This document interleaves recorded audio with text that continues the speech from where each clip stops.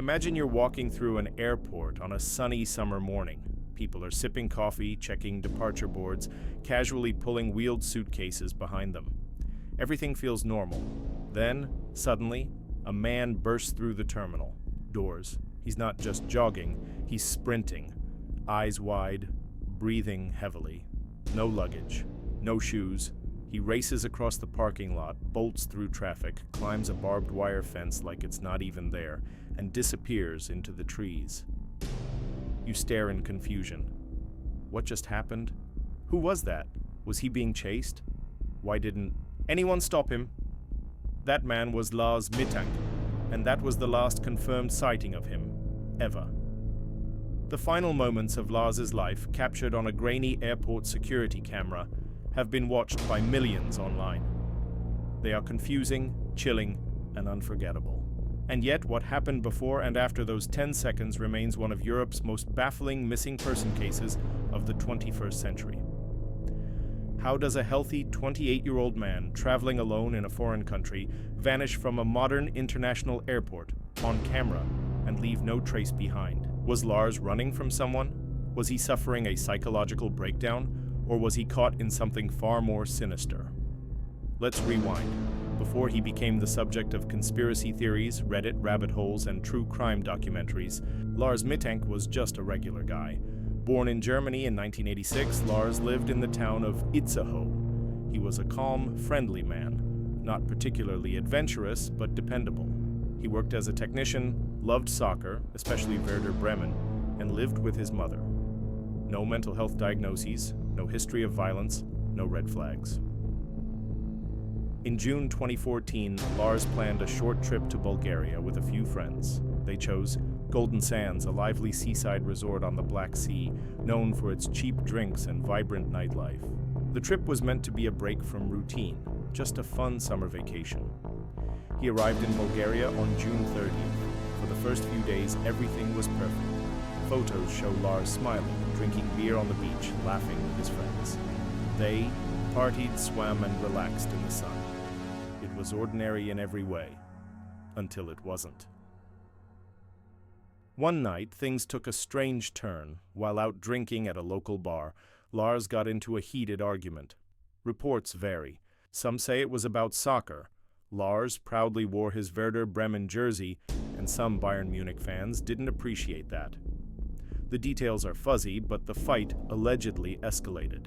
Lars was either punched or pushed. He told his friends the next day that he believed someone hit him in the head. He began complaining of severe ear pain and headaches. Concerned, his friends urged him to visit a local doctor. Lars went to a nearby clinic where he was diagnosed with a ruptured eardrum, a painful but not life-threatening injury. The doctor told him it would be unsafe to fly home with such damage, due to pressure changes in the cabin. He prescribed a powerful antibiotic called ceftriaxone and advised Lars to stay behind a few more days to recover.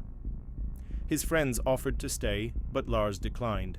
He insisted he was okay, that he would rest, take the medicine, and catch a later flight. They left him on July 6th. It was the last time any of them would ever see him again. After his friends left, Lars checked into a budget hotel near Varna Airport called Hotel Color. And this is where his behavior began to spiral into something deeply unsettling. Shortly after arriving at the hotel, Lars began to act erratically. He called his mother, whispering over the phone. His tone was frightened, paranoid. He told her to cancel his credit cards. He said he didn't feel safe. He said he was being followed by 4 mysterious men. He didn't make much sense. When his mother asked who was after him, he couldn't say. He just kept repeating that he needed to get out. The hotel staff later reported that Lars seemed nervous, constantly pacing the lobby, and at one point even hid behind furniture. He reportedly left the hotel during the night and didn't return until the next morning. Whatever was happening in his mind, whether real or imagined, it was escalating. On the morning of July 8th, Lars took a cab to the airport. He appeared calm at first. He walked into the airport's medical office and asked the doctor to approve him for air travel. The consultation was routine until a man, reportedly a maintenance worker, entered the room. Lars's demeanor changed instantly. He stood up, suddenly muttered, "I don't want to die here," and ran out of the office without warning. Security footage from the airport shows Lars running out the terminal. He leaves behind his backpack, phone, wallet, everything. He sprints across the parking lot. He doesn't look back. He dodges cars, jumps a tall wire fence, and disappears into the dense woods beyond, in broad daylight, in front of cameras, in a crowded airport, and just like that, he was gone. Search parties combed the area for days. Helicopters, dogs, volunteers. No sign of Lars, not a single confirmed clue. Not a scrap of clothing, not a body, nothing.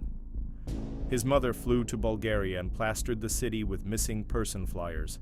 She did interviews. She begged for help. But no one came forward with credible information. The theories began to multiply online. Was he experiencing a psychotic break triggered by the antibiotic? Was he attacked by someone and trying to escape? Was he involved in something secret and trying to flee from it? Or did he vanish intentionally? Some believe he's still alive.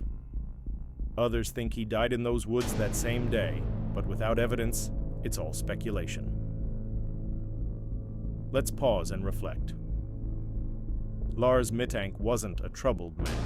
He had friends, a job, a future, and yet something snapped in the span of 48 hours. His sense of reality seemed to unravel in real time. What's even more disturbing is that this wasn't entirely random.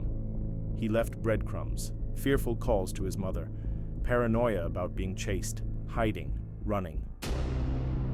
Whatever happened to Lars, it was dramatic, fast, and absolutely terrifying. This story sticks with you because it feels like it could happen to anyone. A normal vacation, a minor injury, a delay, and then nothing. In a world filled with smartphones, GPS, surveillance cameras, and 24/7 connectivity, how does someone just disappear? Not from a jungle, not from a war zone, but from an airport, terminal in the heart of Europe. What really happened to Lars Mittank? Was he running from real danger or something imagined? And why hasn't anyone been able to answer that question? Not the police, not his family, not internet sleuths.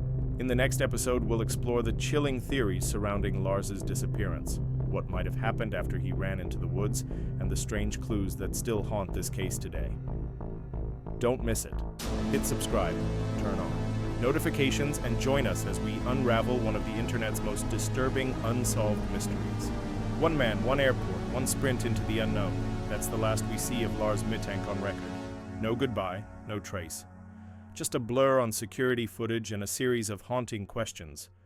But what if the strangest part of Lars's story isn't the moment he vanished, but what happened in the hours leading up to it? As we dig deeper into his behavior, his phone calls, and the eerie gaps in the timeline, we uncover a disturbing pattern, one that has led many to believe that Lars might not have been alone, that something or someone was closing in on him. And once you hear the theories, you'll never look at that footage the same way again. What really happened to Lars Mittank between the moment his friends left him and the moment he disappeared?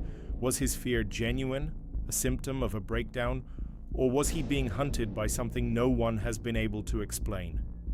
To understand the gravity of Lars's disappearance, we need to focus on the time period between July 6th and July 8th, 2014.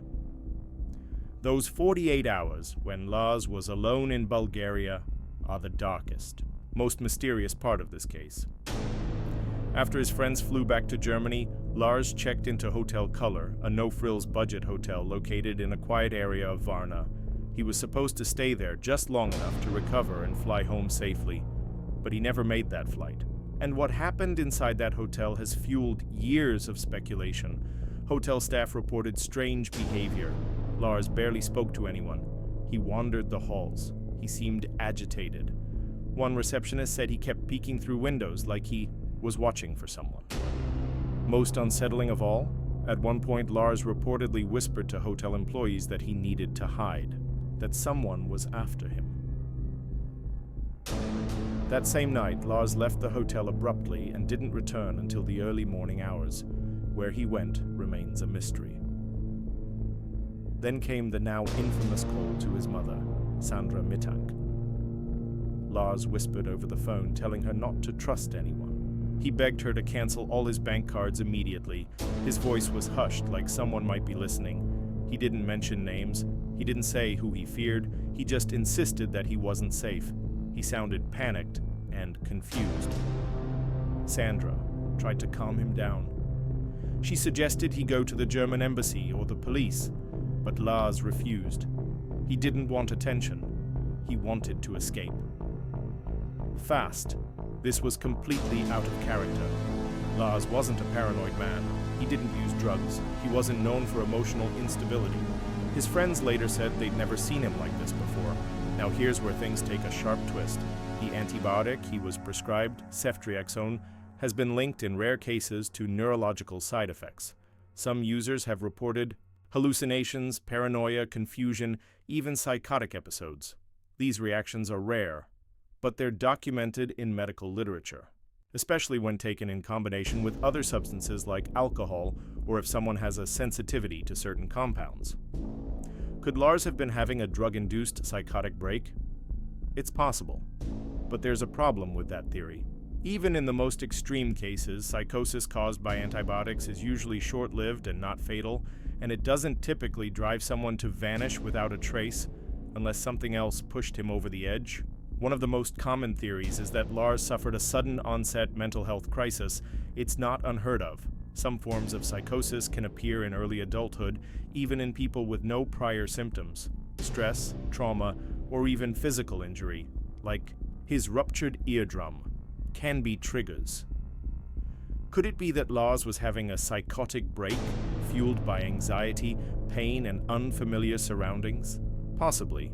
But again, this doesn't explain his decision to leave everything behind. His phone, his passport, his wallet. Nor does it explain why, despite extensive search efforts, his body was never found. Even in cases of suicide or accident, some trace is usually left behind, but not here, not with Lars. So if he wasn't hallucinating, who or what was he running from? Some believe Lars had become the target of criminal activity. Let's go back to that bar fight. What if the altercation wasn't random? What if Lars had witnessed something or gotten involved in something he wasn't supposed to? The area around Golden Sands, while popular with tourists, has a reputation for organized crime and corruption. Illegal drug trades, human trafficking, and bribed police aren't uncommon. Could Lars have stumbled into something dangerous? Maybe overheard a conversation? Maybe recorded something by accident? If that's the case, maybe his fear was real. Maybe he was being hunted. Some even speculate that the men he mentioned to his mother were connected to that bar fight. That it wasn't about soccer, but something far darker. And when he ran from the airport clinic, it wasn't paranoia. It was survival. There's another angle that's rarely discussed, but equally disturbing. Could someone at the clinic have done or said something that triggered Lars's escape? Was it something in the doctor's tone? A conversation he overheard in the hallway? A glimpse of someone outside the window? We don't know, but it's notable that Lars fled without warning, abandoning everything. Here's the most controversial theory of all. What if Lars didn't vanish by accident or by force, but on purpose?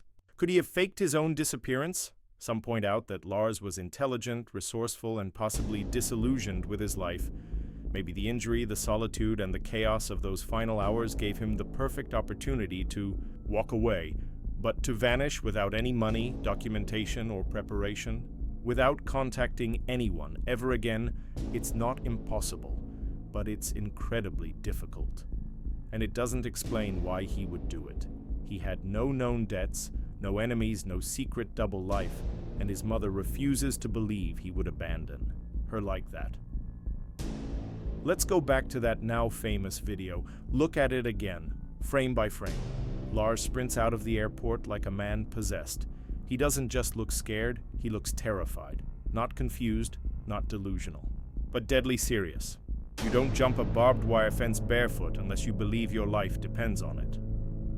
The footage ends as he disappears into the forest. But what happened next?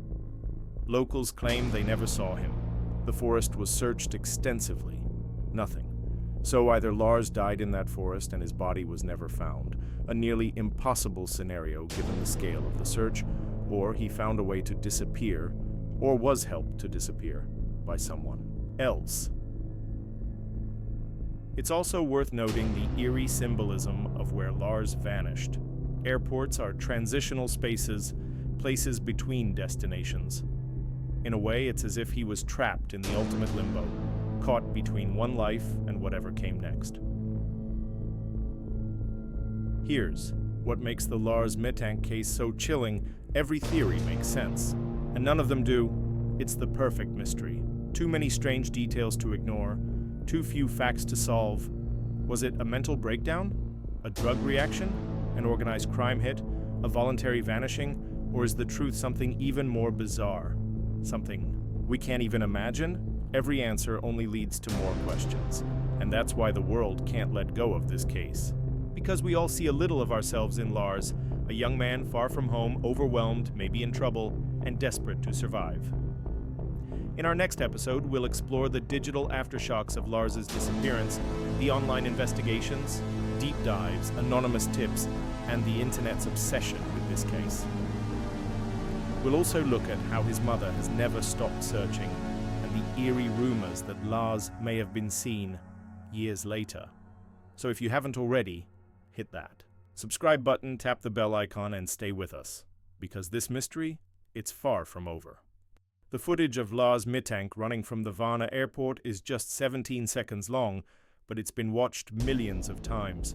An entire online subculture was born from that video, and Lars Mittank, this young man from Germany, became one of the most infamous missing person cases of the internet age. But what is it about this disappearance that captivated so many people around the world? Why has this particular case, out of the thousands of unsolved missing person files, sparked Reddit threads, YouTube theories, deep dive podcasts, and amateur sleuthing that hasn't stopped for almost a decade? In this block, we'll dive into how Lars's story went viral, the wild online investigations it inspired, the digital clues that emerged, and the chilling possibility that someone online might actually know what happened to him. Let's start with the timeline of the internet's obsession. When the airport surveillance footage was first released by Bulgarian authorities in 2015, it quickly spread across German news outlets. But then something unexpected happened. Users on Reddit and YouTube picked it up fast. The subreddit r/unresolved mysteries lit up. People started analyzing every frame of the video. His clothing, his facial expression, the way he sprints, his decision to leave his bag behind. Every movement became a clue. Armchair detectives built theories based on GPS mapping, witness interviews, even weather data from that day. Some users translated Bulgarian and German news articles that hadn't made it to English-speaking media. Others dug up archived photos, Google Maps images of the forest surrounding the airport, and old CCTV screenshots from inside Hotel Color. Suddenly, this wasn't just a missing person case. It became an international puzzle with thousands of self-appointed detectives. But what they discovered is where things get truly bizarre. One user, claiming to be from Bulgaria, posted anonymously, saying that he had seen a man matching Lars's description living in the woods near Varna. The post included coordinates, a rough sketch of a location, and a cryptic warning: he doesn't want to be found. It was dismissed as a hoax. But then, someone else replied saying they'd seen a man with long blonde hair in the area weeks earlier, dirty clothes, dazed expression, no ID. The thread went viral, but before anyone could verify it, both posts were deleted, and the accounts vanished. Coincidence? Trolling? Or someone trying to silence a real lead? It wouldn't be the last time this would happen. Another popular theory gained traction when a user from Denmark uploaded dashcam footage from a rural highway in southern Germany. In the video, a man is seen briefly walking along the shoulder of the road, barefoot, scruffy, and looking eerily like Lars. When the user posted the footage asking, "Could this be him?" Sure, the internet exploded. Forums compared facial features, height, gait analysis. Several digital forensic experts even weighed in. But just like every other clue, it led nowhere. The man in the dashcam video was never identified. and Lars remained missing. But why does this case keep pulling people in? Because it feels solvable. It has just enough detail to hook you. The injury, the video, the mysterious phone call, the abandoned belongings. It's not like other disappearances that vanish into nothing. With Lars, we have a face, a voice, a final moment caught on camera. That makes it personal. And here's where the psychological trigger comes in: proximity bias. Lars was like us, a tourist, a young adult, not in a war zone or a jungle, but in a civilized country, surrounded by people, with access to technology. When someone like that disappears in broad daylight, our minds short-circuit. If it could happen to him, it could happen to any of us. And that's why people keep digging. Because they're not just looking for Lars. They're looking for reassurance that the world still makes sense. Let's talk about his digital footprint. After his disappearance, all of Lars's online activity stopped cold. No logins, no banking activity, no phone use. His social media remained untouched. But then came a ripple that shook the case. In 2017, a user on Facebook claimed that someone tried to create an account using Lars's email address. The person received a notification about the attempt and shared a screenshot online. The timing, the location, it matched a public Wi-Fi point in Brussels. Within hours, amateur sleuths contacted Lars's mother, but when the authorities checked, there was no traceable login, no solid proof. Still, it left a haunting question. Was it Lars, or someone who had access to his email? Another lead came from a YouTube comment. Under a 2019 documentary about Lars's case, a comment appeared, "He is safe, let him be." It came from a new account, no profile picture, no other comments. Viewers replied asking for details. The account was deleted within hours. Now it's easy to dismiss this as trolling. But what if it wasn't? What if someone knows more and chose to drop a breadcrumb just once? These digital ghost traces keep the fire alive. They don't solve the case, but they make forgetting impossible. And then there's the role of Lars's mother, Sandra Mittank. She has become a symbol of tireless hope. Since the day Lars vanished, she's never stopped looking. She's worked with international media, participated in missing person campaigns, and appeared on German and Bulgarian news programs. She's paid for private investigators, followed tips from around the world, and even traveled to reported sightings. She keeps his case alive because she refuses to let him become just another cold file in a dusty drawer. One of the most emotional moments came during a German talk show when Sandra looked directly into the camera and said, "Lars, if you see this, know that you are not in trouble. Just come home, please." Her plea has echoed across the internet, reposted, quoted, shared by people who never met Lars but feel like they've known him forever. And that's the human core of this mystery. Behind all the theories, maps, and frame-by-frame video analysis, there's a mother who just wants her son back. The internet has helped keep this case alive, but it's also created a strange side effect: digital mythology. As the years pass, Lars has become almost a symbol, an urban legend for the digital age. People claim to see him in Brazil, in Canada, in Eastern Europe. There are Photoshop hoaxes, fake sightings, even AI-generated aged photos. Some truly believe he's alive and in hiding. Others insist he was a victim of international trafficking. A few believe he met a supernatural end. That's the danger of viral mysteries. They become so big, so mythologized that the real person gets lost. But behind the mystery, Lars Mittank was a real person, with a real family, real fears, real pain. And now he's a symbol of something bigger, a reminder that in the digital age, even total disappearances leave behind a digital shadow. That's why his case refuses to die. It's not just a disappearance, it's a digital haunting. A question we can't stop asking: how can someone vanish in a world that never stops watching? As we head into the fourth block, we'll begin exploring some of the most popular and disturbing theories surrounding Lars's disappearance, From secret experiments to deep state cover-ups, from black market organ trade to underground escape cults, the internet has come up with dozens of chilling possibilities. Which ones are pure fiction? Which ones might have a grain of truth? And is it possible that the real explanation is even darker than any of them? If you haven't yet, now is the time to subscribe, hit the bell icon, and share this video, because the next part is where things get really dark.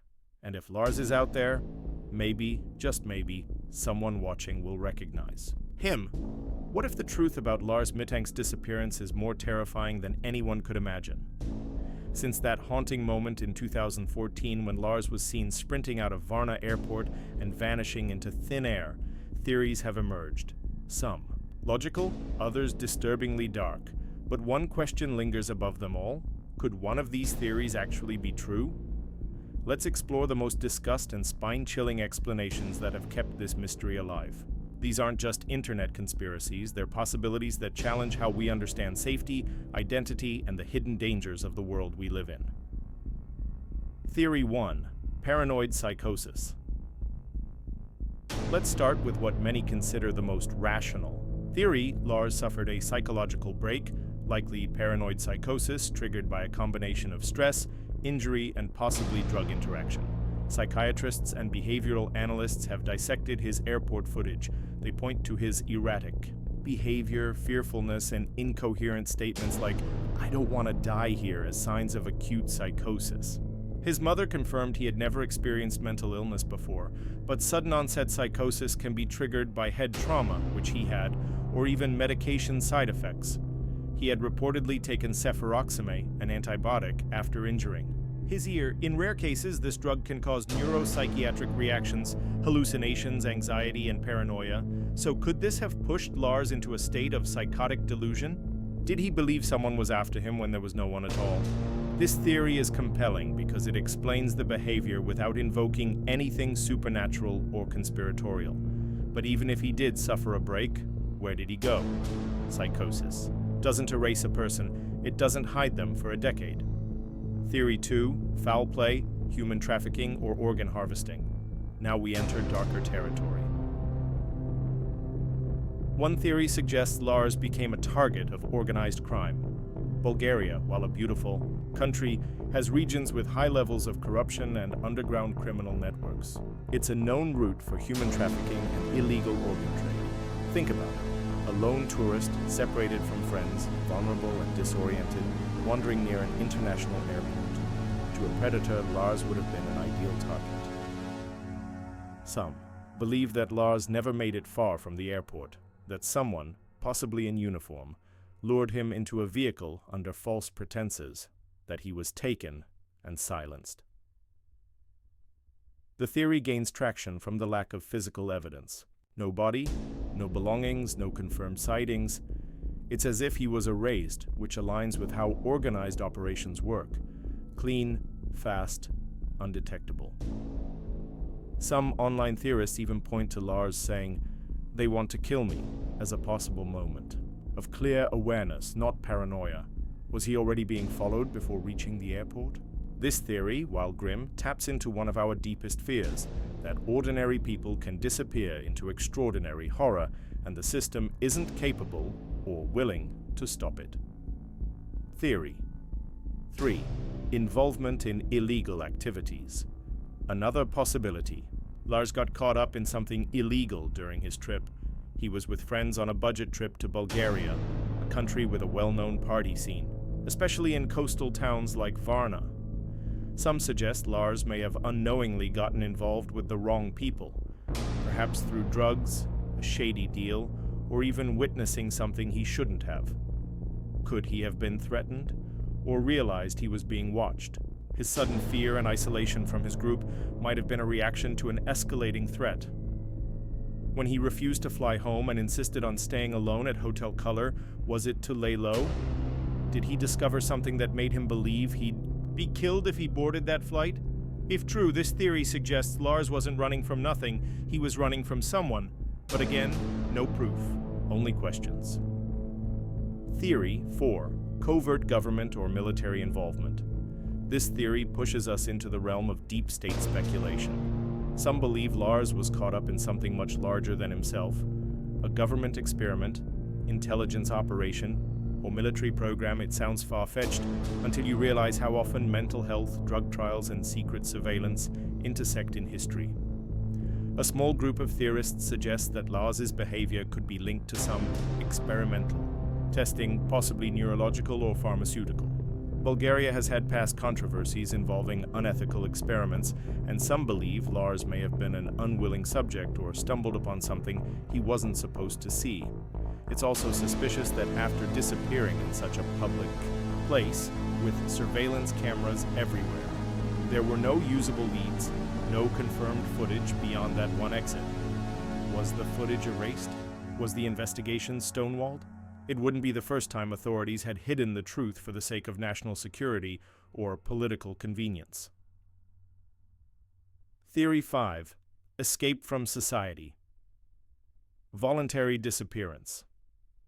A more philosophical theory suggests Lars chose to disappear. Some believe he was disillusioned with life, that something during his trip triggered a complete break from his identity. Instead of being kidnapped or killed, Lars might have chosen to live off-grid.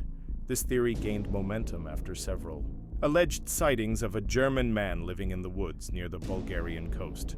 People claim to see a disheveled, barefoot man who spoke little and avoided contact.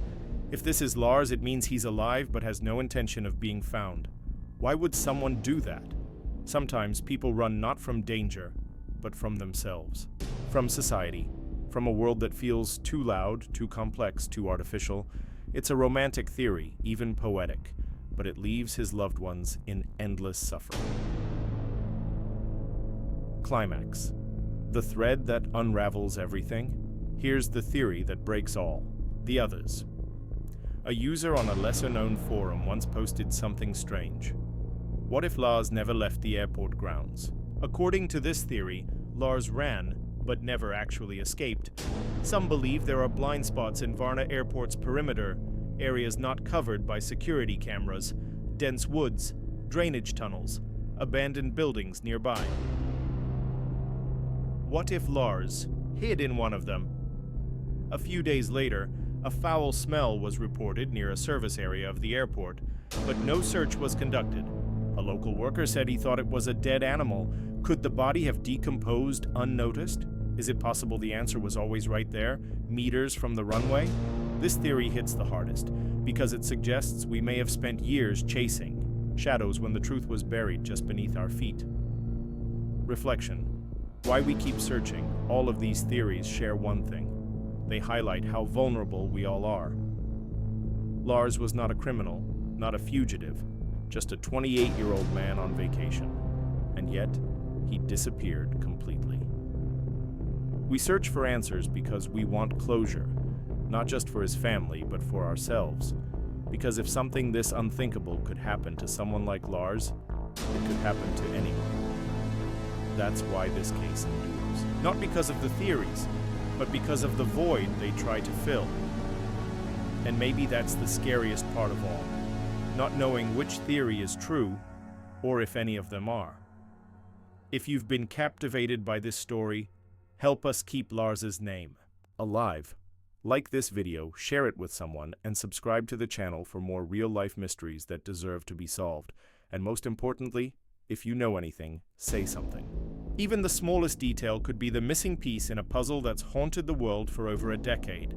In the final block, we'll bring everything together, the final updates, the unresolved questions, and the emotional core of why this story matters more than ever, because Lars Mittank didn't just disappear. He left behind a question that refuses to die. What if the final clue has been in front of us all along? What if the key to unlocking Lars Mittank's disappearance isn't buried in conspiracy, but in something far more ordinary, more human, and more heartbreaking? We've explored the theories. We've walked through the chilling footage, the haunting silence, and the maddening lack of answers. But now it's time to step back, zoom out, and ask a question that's been avoided this whole time. What if we've been searching for Lars in the wrong way? What if our obsession with mystery, with shadowy theories, with dramatic conclusions, has blinded us from the painful, quiet Truth. Let's re-examine everything from a different lens. Not as detectives, not as conspiracists, but as human beings trying to understand a loss that defies logic. Lars Mittank wasn't famous, he wasn't rich, he wasn't involved in espionage or crime or cults. He was an ordinary man on vacation, and yet his case has become one of the most watched, dissected, and mythologized disappearances of our time. Why? Part of it is the footage. That final image of him running, looking terrified, like he's seen something or someone that none of us can see. It's the kind of clip that etches itself into your brain, the kind that refuses to be forgotten. But part of it is also what Lars represents. He is every friend who traveled and never came back. He is every brother who didn't answer the phone. He is every "Are you okay?" text that was left unread. As we reach the end of this journey, the questions multiply. Why did the airport staff react the way they did? Did anyone follow up after he ran outside? What about the hotel manager at Hotel Color? Did they notice anything strange? Something they've never shared? Could the surveillance footage have captured more than we know? And if so, why was it never released? Why haven't more witnesses come forward in the years since? These aren't wild conspiracies. They're simple, reasonable inquiries.